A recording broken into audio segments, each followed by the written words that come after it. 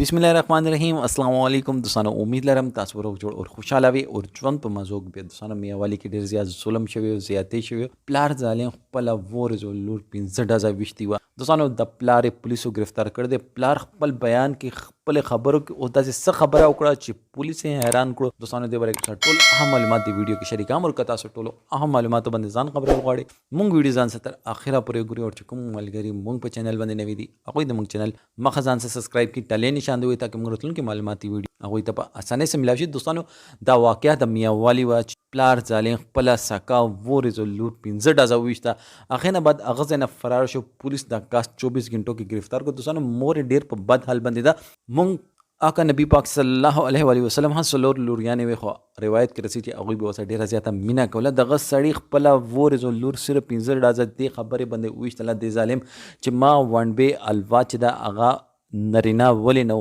دا الواد دین خو الله پاک د الله پاک چاته لوریانې ورکوي چاته زمن ورکوي چاته الواد نه ورکوي دوستانو دا یو ډیر زیات مشکله مرحله وي دا انسان خپل لاس کې نه وي خو الله پاک کې چې د لور شي دا رحمت ده خو دغه ظالم هغه ټیم کې پولیسو ته دا بیان ورکړو پولیسو